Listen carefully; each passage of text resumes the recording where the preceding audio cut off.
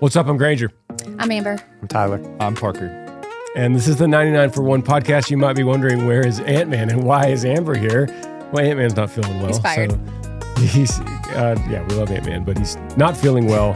And Amber is somebody I wanted you to be on this podcast anyway. So Thank you. It seemed like it worked out really well to have you. So thanks for being with us. The purpose and the name of this podcast is to seek the one and equip the 99 to do the same. This comes from a parable in the Gospel of Luke, where Jesus said, how many of you that had 100 sheep would not leave the 99 for the one? If there was one lost, wouldn't you go after the one? And that's what we try to do with this podcast. We have seen enough in our lives, all four of us, where we aren't craving to be the clickbait, get all the views, get all the listens type podcast. I think we would rather tackle things that are a little less popular so that maybe one person needs to hear it. Mm-hmm. The topic today, as we've been diving in and just kind of discussing here, we were talking about, Amber and I have a 14-year-old daughter, and so we're talking about middle school and all the things that go with middle school. And we were kind of going around the circle talking about, did anyone have a good experience in middle school?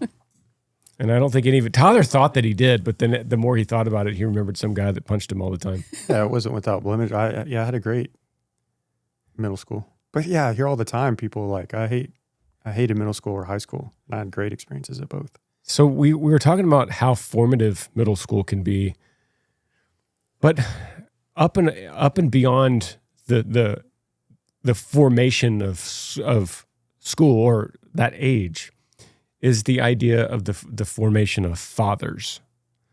And I think as we think back through middle school, and now I'm on this side of it, I grew up with a father, as I was in middle school, that was forming me. And now I am the father that's trying my best to form my middle schooler. And it is constant, right, babe? Constant. It is. We talked. Well, you said last night, I think this is the hardest time in parenting we've ever had. It is. And the perception is that's when it's going to be easiest. When the kids are older, they're like self-functioning, they're independent, no more diapers. I just wish my kids were in middle school. Yeah. You have a 2-year-old and a baby on the way. And you've probably already heard people that joke around like, wait till those teen years. Like as soon as London came out of the womb, people were like, oh, a girl, wait till those teen years. And I was always like, it's not that big a deal. London's just a sweetheart. She's so precious. And she is. She is all of those things. I'm loving these years with her. But they were not wrong about the it's an extra level of thinking and planning and wrestling through. Is literally when you have a teen, you have to go into their world with them and live that world with them. Literally, we're living London's world right now with her. And it's nothing against her. It's like we're just like thinking. We were just literally like, yeah, middle school is so hard. Like, how do I get my mind back into that to think about? Parker said he felt like he was about to throw up just thinking about his middle school years. Yeah. They were like, yeah, London like has been sick to her stomach, and I'm like, yeah, I used to be too. It makes me want to throw up just thinking about being 14. That was terrible. Yeah. So it's such like a formative time, and you're so vulnerable, physically, mentally, spiritually, and you're so impressionable. You're always looking of like, who's the person I want to imitate? Who am I going to be? What's the perception of others of me? You're just so in your head. You're in these classes that you hate. You don't care about what happened in the 1700s at all. Like he's like summing everything up. She just said that last night. You should talk to London. You got this figured out. Well, it's hard to know when to like push and then when to like show empathy and, that like you guys were is talking the about. battle, man. You just summed it up. That's the battle. Amber and I, we finish our day, we get into bed and we're just like, oh. And then we usually start talking about the battle between pushing and empathy. Which is kind of sympathy is kind of the verb or the noun that goes right in the middle. But yeah, because we want to be sympathetic and have empathy for what she's going through, or all of our kids are going through. But we also need to push them and can't rescue them every time they're uncomfortable. So it's like this hard tension. Yeah, I think Parker said the key to all this, and you said who do I want to emulate or whatever. the key is you just can't care about what anybody thinks but at that age, about you. That is a classic Tyler podcast line. And I know you can't care what anybody thinks about you. So the question is, how do you not care? Mm-hmm. How did I just not care if I wore something to school that people might make fun of? My mentality was like, I don't care what you think. And sure enough, a couple weeks go by and you're going to be wearing what I'm wearing that everybody thought was going to be dumb because I just don't care. Can I just stop right here just for a second and just say, yes, I get it. You're an alpha. Many people hear that and go, impossible for me. No. I'm asking. I get. I'm asking the question. How do you just not care? Is it so? Then the question is: are you born with that instinct, or can it be learned? Right.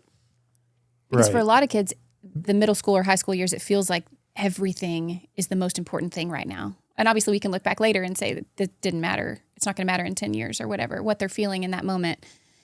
But at the time, it feels like the most important thing. I remember going back to like a middle school football game at my old middle school and seeing the people there, and there's like 60 people there, and it's just all parents. It's like dead silent. There's just all these little kids running around. And I remember thinking at the time, this Thursday night game was like, I was throwing up before because I was so nervous about like what people were going to think about me, if I was going to catch it, how many touchdowns was I going to score. You get so nervous about the perception of yourself because you're so caved in on yourself. And then you get a little bit older and you look back and you're like, this is not a big deal at all. But Tyler, probably you didn't feel that at all. Yeah. At the time, you're just like, I'm the man, I'm the quarterback. I don't think, it just didn't care. Do you think that you had any kind of pressure because of your older brothers that were, good at football or whatever? I don't know. Was that like subconsciously in your brain? It definitely made me love football a lot. And I think I've always put a lot of pressure on myself unnecessarily. Like Granger and I were talking about the Bible study that I was leading last night. I prepped for like 9 hours, and Granger was like, there's like 4 guys there and you guys are like sitting on couches. You're supposed to just like ask a few questions. But I put a lot of pressure on myself because I want to have an answer for every single thing. Anyway, I don't know the direction you want to take this. So the direction I want to go is during these formative years, let's talk about the role of a father. I have some research pulled up. There's a lot of research done. There's you can go through countless studies, but I pulled up a few. I preached at our church this past Sunday, and I used a website to show kind of what the world was thinking. A lot of times I want to show a contrast of here. This is what the world says. What does the Bible say? And the website I used that I found for my preaching last week was out of psychology.com or Psychology Today. Psychologytoday.com. And ironically, today I found the same website for our topic today. And sometimes modern psychology actually does line up with the Bible. It will today with the study of fathers. But let's talk about the role of fathers in specifically kids. So let's go around. 3 of us in the room here have the same father. But then there's Amber. So let's talk about the confidence maybe that Tyler had. How much came from dad? Well, I could tell you how that hurt my relationship with my dad. Great. Me and dad butted heads a lot. Dad and I did not butt heads at all. Right, right. So that each personality has its pros and cons, I guess. Me and dad, man, we had some fights. Not like fist fight or anything, but just like disagreements or like silence, because of that mentality of the lone wolf. I wouldn't say alpha. I would say like lone wolf. I'm going to do it my way. And me and dad butted heads because of that. So that's where it affected me. I wonder how dad changed. We lost dad 12 years ago, so we can't ask him now. But I wonder now, looking back, how much he changed his parenting as he learned through the 3 boys. You know what I saw through dad because I was just being a complete, hard-headed, horrible son. What I learned through dad looking back was patience. He was always loving and patient through it while I was just doing stupid stuff. So. Well, you probably had a different dad than the boys did. Yeah. The older Parker boys had did, the older dad. You're 13 years younger. So just sheer age, dad was, let's say, just a rough number, when I'm in high school, maybe dad's 40. And then when you're in high school, he's mid 50s. Like low 40s to mid 50s. That's just a big difference in a man anyway. Probably also just loved having you after me. Stop. Golly. Stop. Where's that confidence now? That's where it affected me, the relationship with my dad. Dad was, for me, you know, dad loved football. So when I'm the first son to arrive at, say, putting a helmet on, putting shoulder pads on, Dad's just so into wanting to show his experience in life. And because Dad always looked at football, for instance, as such a life practice. You know, it was a life trainer. He would always tell me it's a mental game. I know those guys are bigger than you, but it's a mental game. It's a mental toughness game. Get lower than them, square your shoulders, all these things that he would say. And he's right. Football, it's not about who's the biggest guy. The biggest guy or the fastest guy get the immediate advantage, but it's the mental guy, the fundamental guy that ultimately wins on the long run. And Dad saw that as life. He's like that. Dad said, "Look, this is life. It's a mental game. It's about the daily, faithful, small, fundamental practices that equal success in the long run." But there are going to be people that are just naturally more talented, and they'll stand out at the beginning. Dad used to call them the guys that are shaven when they're in 7th grade. You know, they step out ahead of everyone at the very beginning. But if you just practice the small, faithful things, which is why you looked at football as an analogy to life, illustration of life.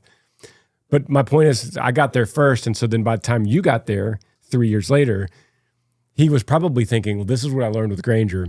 Tyler, let's do this. And you were already past it. You already like saw it, been there, done that, learned it. I'm already to the next level, Dad. I'm already one step ahead of you. And then Parker was like learning all over again, you know. So I bet Dad fluctuated in those things. But what about you, Amber? What's your question? Middle school, your experience with middle school, and then how did your dad relate to that? Did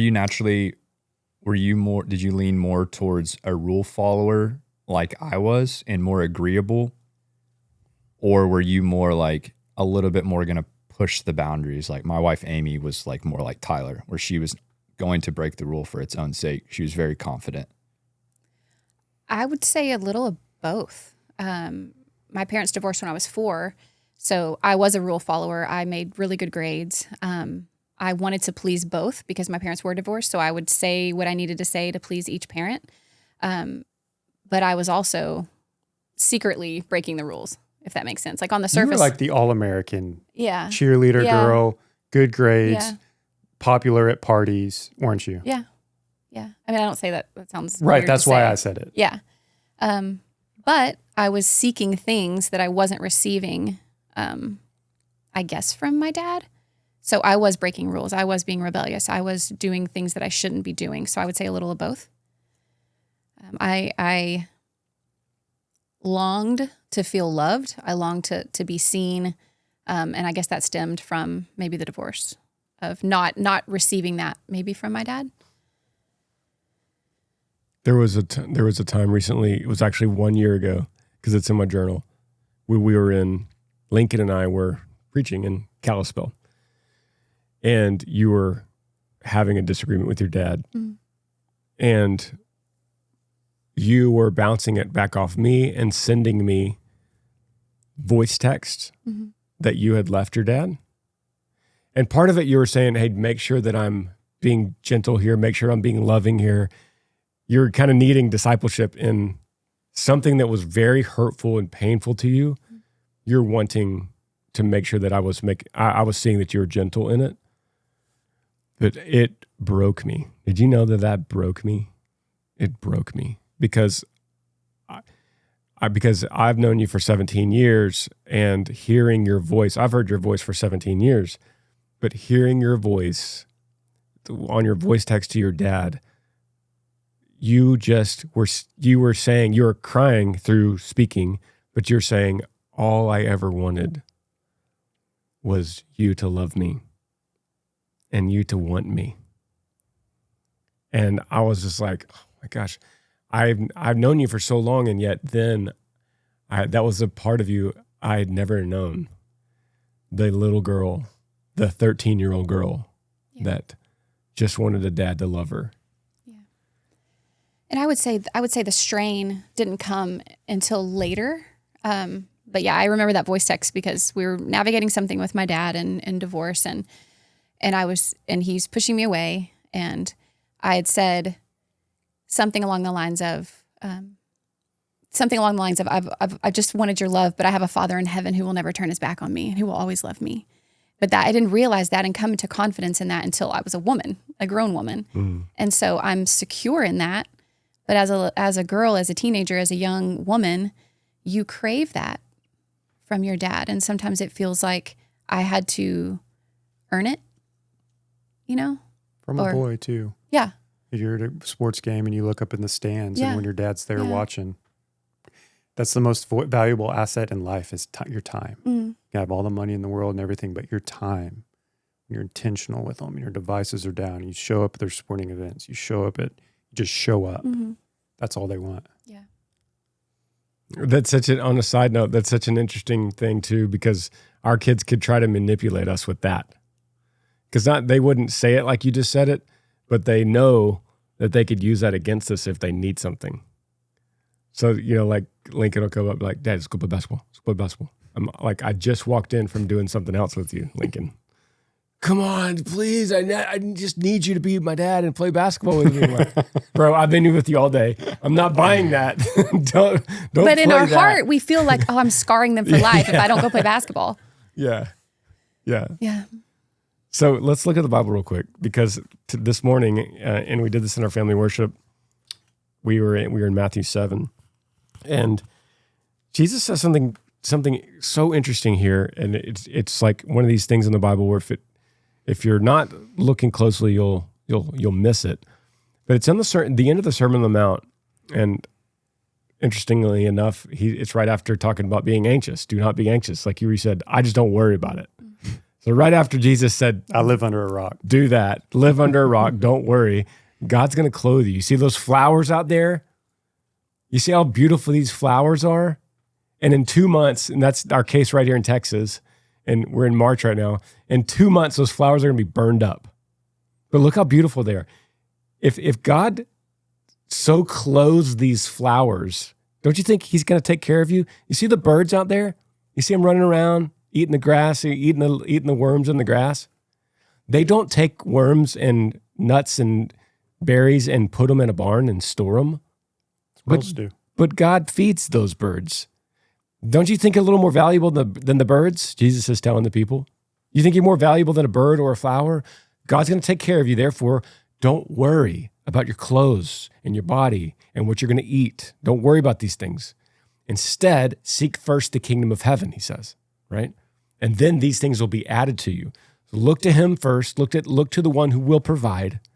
And then these things will be added to you naturally as a natural overflow or natural consequence of putting your focus in the one who provides. It doesn't mean do nothing. It means make sure you pay attention to who you're looking to. You're looking inward saying, I'm never going to get this. I'm never going to have this. I'm never going to, I'm never going to pay this bill, whatever it might be. Or you're looking to the Lord saying, Lord, I work heartily unto you and not for men. And so, Lord, as I work, I recognize I'm behind on my bills, but I'm not behind in my prayer life. Lord, provide for me. And then you go back to work and you work with excellence. Coming out of all this argument that Jesus has given the people in the Sermon on the Mount, Amber and I have been around this mountainside in Israel and pictured this green hillside. We've seen it still there, where you could look, and then behind him is the Sea of Galilee, beautiful place. And after that argument, he says this. He says, ask and it will be given to you. Seek and you will find. Knock and it will be opened to you. For everyone who asks receives, and the one who seeks finds, and the one who knocks it will be opened. Interesting verse 9 coming here. Or, which one of you, if his son asks him for bread, would give him a stone? Or if he asked for a fish, would give him a serpent? If you then, who are evil, know how to give good gifts to your children, how much more will your Father in heaven, who is in heaven, give good things to those who ask him? I love that verse. Mm-hmm. The interesting thing that I was talking about, that if you blink, you miss it, was the little part where he says, if you then who are evil. Oh, I didn't miss that. That's the first thing that stands out. Like, If you then who are evil, he's That's so basically good. saying, hey, all you people that are evil, all of you are evil, and you can give good gifts and you're evil, coming from a place of we're sinful in nature. By nature as people, we are sinful by nature. Even if you're a Christian, your nature still, while we're still on this earth, our nature is evil, which is why we need to be cleansed. We need new hearts. We need, we need to be born again. But even Christians will lean evil. And so we need to be relying and surrendering to the one, capital O, who is not. And he says, those of you who are evil, you give good gifts to your children. Think about that comparison, he's saying. Think about that comparison to a perfect father. If you give good gifts, think about what a perfect father gives. Yeah, there's cool verses like that. The ultimate prize is Jesus. So is this target mainly like a teenager listening, or is this for dads? This specific episode? Yeah. I think it's both. I think we're going to motivate dads with this, and we're going to also encourage those that didn't have a good dad, because there's equal amount of people listening that maybe people listening go, I had a good father. And to that, I would say, that's amazing. That's a gift. Imagine what a good, perfect father will give. Mm-hmm. And then for the people that didn't have a good dad, like Amber saying, you have a perfect father in heaven, which is what you eventually realized. Yeah, and I struggle with saying I didn't have a good dad, because things in our life shape us into how we are and how we parent. And I love my dad. We have a very strained relationship. So I hate to say. Not talking about love. I know, but I hate to say that. But like you said, we are all human. We are fallible. We are sinful. Even, quote, good dads will let us down. Mm-hmm. But like you said, our Father in heaven will not, and he is perfect. And if we're looking to earthly dads to give us what we need, they'll always let us down.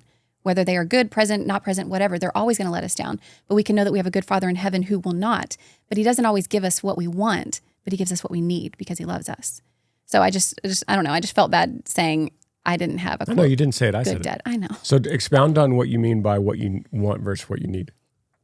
Because God doesn't answer what we always want, because he knows what's best for us, but he'll give us what we need. And you've always said the struggle between my dad and I is my power now, is what you've told me. Use that as your power and how you parent moving forward. And it's shaped me into the woman that I am. Say that one more time. What?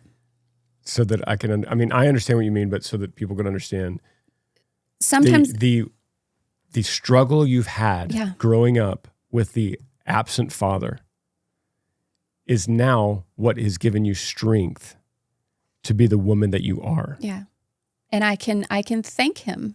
Just like we always talk about, we can thank the Lord for our suffering. I can thank him now for these times in my life that have shaped me into the woman that I am today. There are good things that old Tony Robbins said that we used to listen to with self-help. And that was, remember Tony Robbins used to really, in his gravelly voice, be like, you could thank your mother.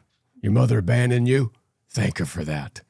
Because now you have the gift of independence. Well, you learned that because she did that to you. You could help the people that are gone through similar situations. Exactly. Yeah. That's right. Yeah. Parker, what are you pulling up? I was just thinking about the person who's like, well, you said God is a good father, gives good gifts to his children, but like the person who's like, he didn't give me what I wanted. Right. Yeah. Like he didn't get rid of my acne, and like not the best player on my sports team, terrible with school, not good with whatever. I don't have a girlfriend. I feel dumb. I feel like God hasn't answered my prayers. But I feel like what you all said, he gives you what you need, not necessarily what you want at the time, what you think you want. I think that could be helpful maybe to those who feel like their prayers have not been answered. So let's talk about it with your kids. Let's use David, your son, your 2-year-old son, as an analogy. What's the difference in something that he wants and something that he needs? And would you give him, if he, I heard somebody talking about this verse one time, talking about this Matthew 7. How many of you, if you asked for bread, he would give you a stone? And how many, if you asked for a fish, he would give you a serpent, basically. That's what it says, snake. But many times what we ask for is the snake. I think that's an implication of this text too, is that us not knowing, we ask for snakes all the time. We ask for stones all the time. And a good father will give you bread, and a good father will give you a fish, right, in this particular. So what's an example of what David wants, and you don't give him what he wants, and he might be mad at that, but then you give him what he needs. Like he wants to play in the street all the time. Okay. Or so would it be a good father to say, yes, go play in the street because I just want to please you? I'm trying to give a better example though, because for the person it's like, well, I've been praying for a husband for like 6 years. I'm 31.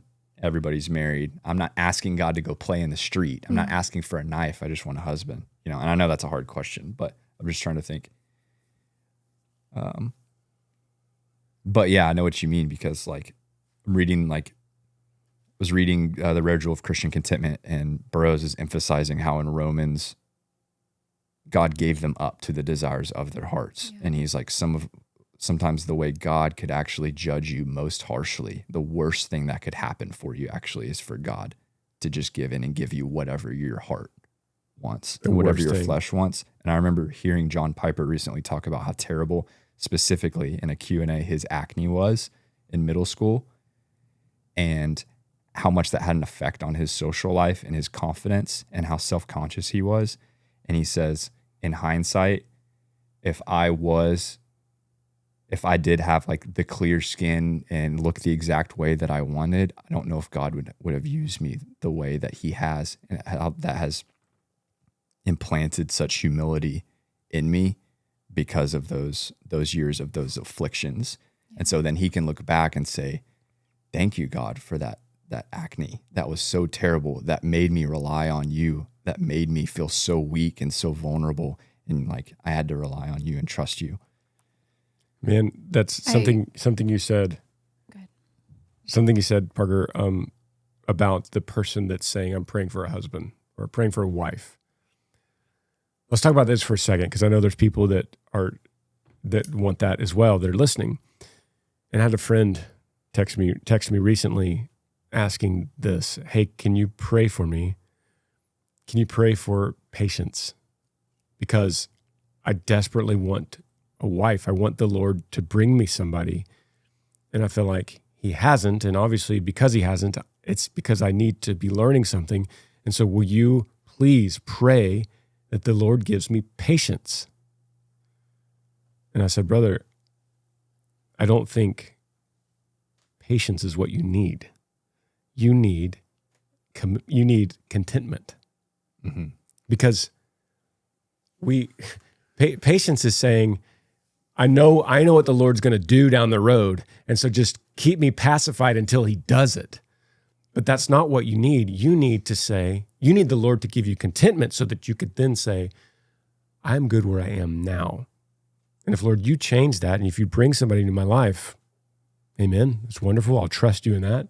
But as of right now, Lord, I need to be content with who I am and where I am and in my situation today. On top of that, the other side of this is that for everyone that's praying for a wife or a husband, bring me someone, I'm lonely, I need somebody. For everyone that's saying that, there is an equal amount of people saying, I need out of this. This woman is driving me crazy. I want to get a divorce, but I can't because the Bible, and I'm stuck here, or she's abusive, or he's abusive, or they're a terrible parent to my kids, and I'm stuck in this situation. There's equal amount of people. And so for the Lord to just say, oh, you want somebody? I'll give you somebody. What does the person say that says, I want out? They would say, hang on, you need contentment. You don't need a person right now. Look at me. It's like the Israelites when they demanded God that they wanted a king, like every other nation. Yeah, exactly. I was just going to say with the giving what you want versus what you need. When you said that, was it your friend that you said something about God wouldn't have used them the way that they did? It was John Piper. John Piper, yeah. With his acting. I was just thinking like what we wanted with our son River was we wanted healing. We wanted River to come back to us, but God knew what we needed. And I think how our lives would have been so different if God had given us what we wanted and God would have given River back to us. Our lives would be so different, so incredibly different. And it's like he takes something that we want and gives us something better. And the better was him and the better was salvation. And that's hard because there's people praying for a wife or healing or, whatever it is. And it just goes back to the scriptures. If we don't understand God's ways, they're unsearchable, but he knows what we need in the long run. And I can't think of a better example than that for our lives. Yeah. And it's different for everybody. Psalm 23, the Lord is my shepherd, I shall not want. Yeah. Everything you just said, I hear a lot of I and me. I want this. When are you going to bring me? Contentment. It's Lord, change the desires of my heart to your desires. Let me trust you. I lack nothing. You are sufficient. That's it. It's not easy. I might not have a wife. I might not have a husband. All I need is the Lord and his plan. Man, I feel like that's so good for all of us in whatever season of life, whatever we have going on. The ultimate example for us in our lives is River. That's good. I remember praying in that hallway that the Lord would heal him and the Lord would bring him back. And everyone was praying that. And then he didn't. And you think about this, you go, what about Matthew 7? Ask, knock, seek. Where are you, God? No, but then Jesus says right after that, how much more will your Father in heaven give good things to those who ask? So we were asking, and he was giving. We didn't see it then. Not in the way we wanted. It just wasn't the way we wanted. Yeah. It wasn't playing in the street. It wasn't having that ice cream cone that you want so bad, please. No, I know more about this ice cream than you do right now. And I know your stomach. But so that's the example of our house. But I was going to say the ultimate example is the cross. Yeah. Remember Peter said, far be it, Lord, that you're going to go and die, that they're going to kill you on the cross. No way, Lord, that'll never happen. I'll stop them every time. Jesus says, get behind me, Satan. You're thinking of the ways of man. And then same thing when he says, I'll never deny you. He says, Peter, you're going to deny me 3 times. Yeah. No way. I know what? No way. That's the ultimate example is the cross. No one would have wanted in their human desires without seeing the full redemptive history that God would do through the cross. No one at the time, in fact, just preached this in Isaiah 53, when Isaiah said, of this generation, of our generation, who considered it? Who considered that he would be cut off from the land of the living? Talking about the Christ, the Messiah, the servant in Isaiah 53. Who considered that he would be cut off from the land of the living? Meaning, and I talked to Mom about it because Mom was like, what does that mean? Who considered that he would be cut off from the land of the living? Because everyone abandoned him. Mom was like, what about Mary? Wasn't Mary there? Yeah, I believe she was there. What about John? Yeah, John was there. I believe probably most of what else were the disciples doing? They didn't have a vacation somewhere else. They were there somewhere. But what the text means is they didn't know what was happening. They knew he was dying, but they didn't see what it was. They didn't see. John 20 says that they didn't understand the scripture that he must die and rise again. They didn't see it. And so when it means they didn't consider it, it means they wanted him back right now. Mary thought, I just want my son back. John thought, I just want my rabbi back. Why didn't any of them see that and understand it at the time?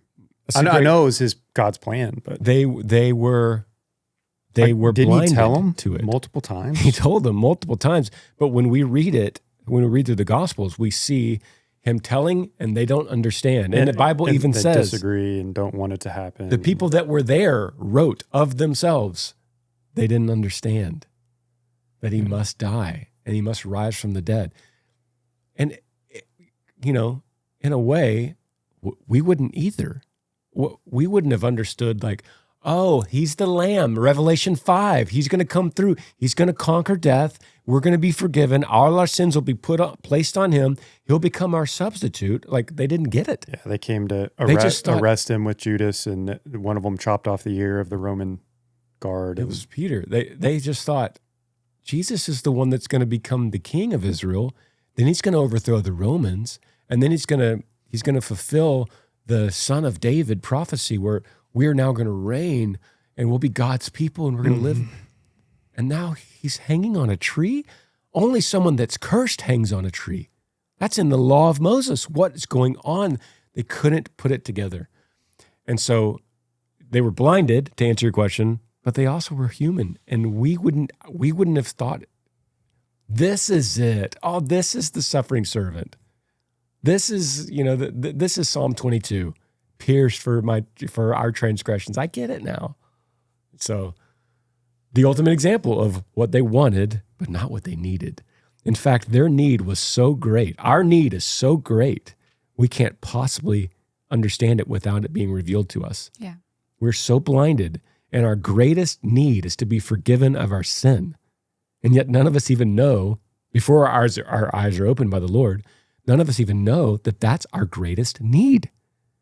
We want security and a wife and a family and a house and a car and a good job, and we want health and long life, and we don't want cancer. We want to keep our brains and not get dementia. And we want, and God goes, none of that's what you need. What you need is forgiveness, and I'm doing that through Christ.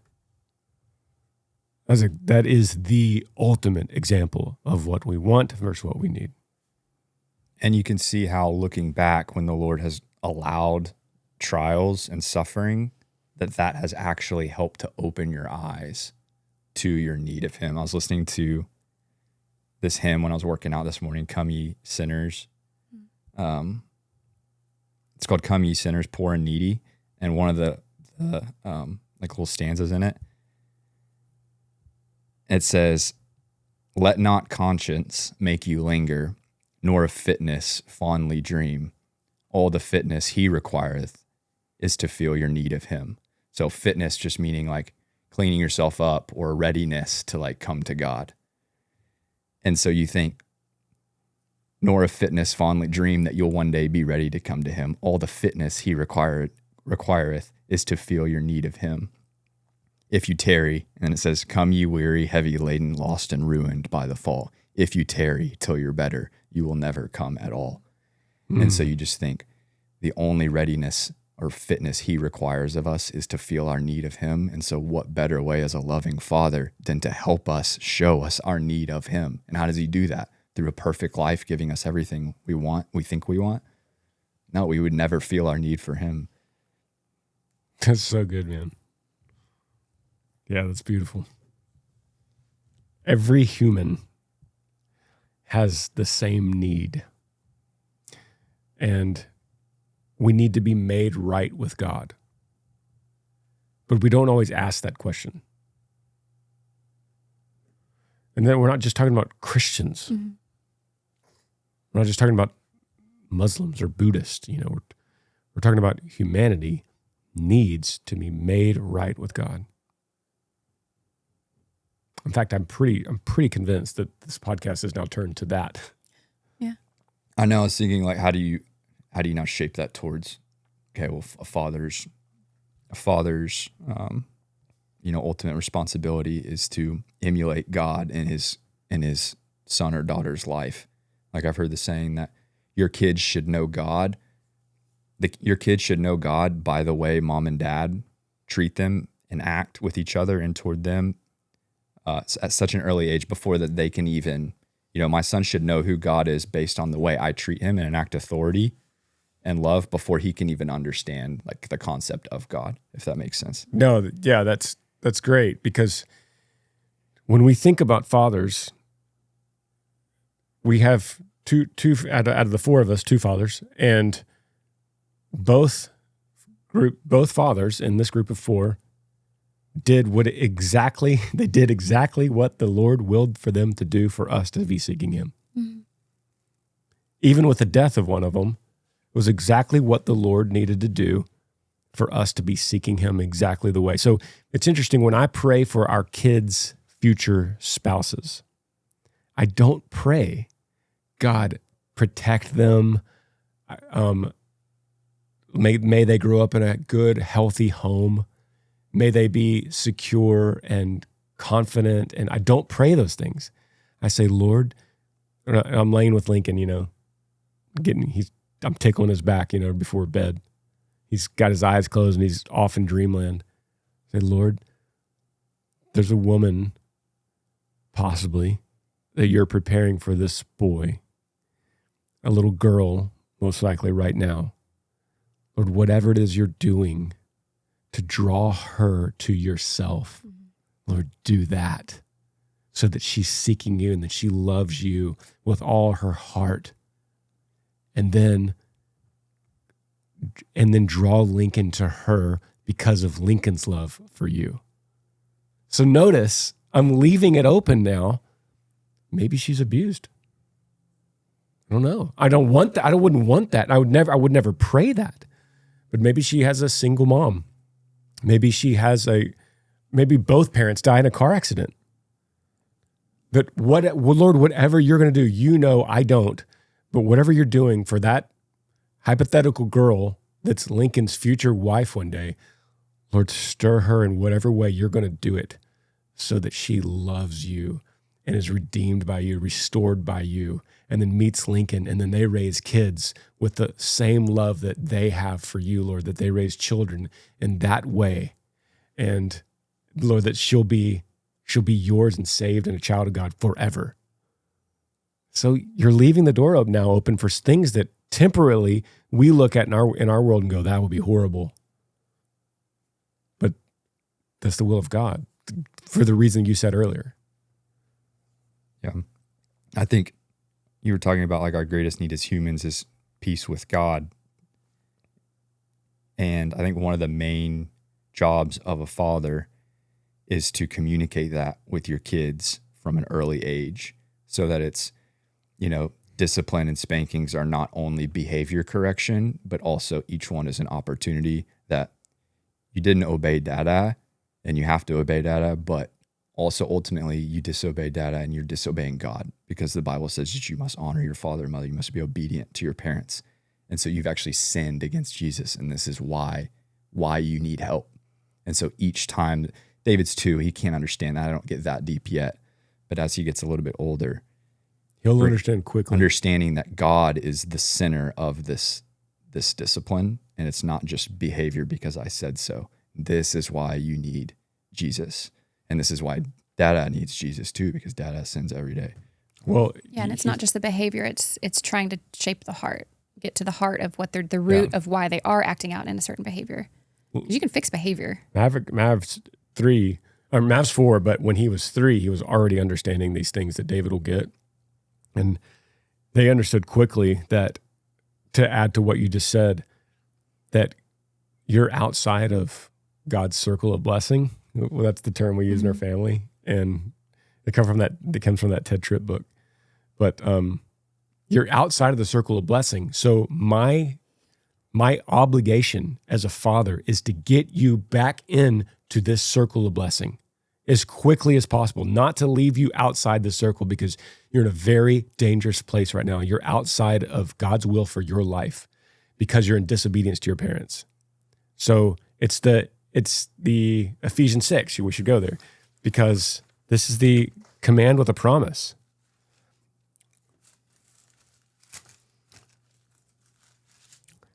Children, obey your parents. This is the top of Ephesians 6. Children, obey your parents in the Lord, for this is right. Honor your father and mother. This is the first commandment with a promise, that it may go well with you and that you may live long in the land. So there's a promise that if you don't honor or obey your parents, things are not going to go well for you. So when you're standing outside of this promise, I want to get you back in as fast as possible, because I'm literally saying you're outside of a place where things are not going to go well for you. Things are not going well for you out here. Get back in as fast as possible. And on top of that, I tell them, And Maverick understands this clearly. I must be obedient to God for this. Mm-hmm. Because God tells me that he has entrusted you kids to me. And I have to be obedient to his word to get you back in this circle.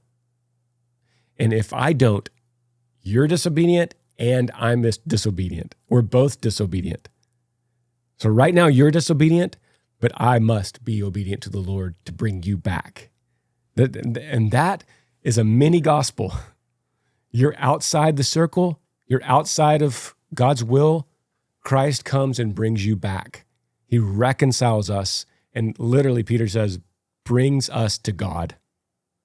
So it's a mini gospel right there with every little spanking. But there's a line there that the next verse is, fathers, do not provoke your children to anger, but bring them up in the discipline and instruction of the Lord. So some fathers discipline out of anger, and they're just like, honor your father and mother, but don't worry about how I act or how I live. So it's a testament that the fathers need to be walking with the Lord and following the Lord themselves and trying to build their own holiness. Otherwise, you're just telling them to do certain things, but you're provoking them to anger. So yeah. It don't be a do as I do and not, or do as I say and not as I do. Yeah, it's type good. of dad, because I heard that a lot. Obey your father and mother, but nothing else in the Bible was followed. Yeah, that's good. So. I'm glad you said that. That motive has to be of the father, has to be for genuine care for the child to come back into that authority because like in Proverbs, you discipline those that you love because I love you and you're in danger. And I'm not coming out of emotion, I'm not speaking you out of emotion, like an emotional anger, but it's like a genuine love and care for your soul. That's why I'm doing it. But it's crazy how elevated or how serious the Bible takes disobedience to parents. We were reading 2 Timothy 3 last night. It says, understand this, in the last days, there will come times of difficulty. People will be lovers of self, lovers of money, proud, arrogant, abusive, disobedient to their parents, ungrateful, unholy, heartless, unappeasable, slanderous, without self-control, brutal, not loving good, treacherous, reckless, swollen with conceit, lovers of pleasure, having the appearance of godliness, but denying its power. So in all those terrible things, it mentions disobedient to their parents. Isn't that interesting? That's very interesting. We were studying that this morning, and I stopped the guys and I was like, hey, can I just say for a second how crazy it is that this was 2,000 years ago and it's like exactly relevant today? Sometimes we think of old ancient writings as people were, cavemen shepherds that really were so detached from reality. But man, what you just said, everyone that's listened to this podcast, no matter what faith you are, you hear that and you go, oh yeah, that sounds like today. That sounds like people I know. Mm-hmm. But yeah, disobedient to parents is in that group. And that's why rightly handling, like Amber said, without anger, we must bring our kids back in from that. They're outside of the fence of the flock. We're sheep in a flock, and you're outside that fence. As parents, we are shepherds of our little sheep.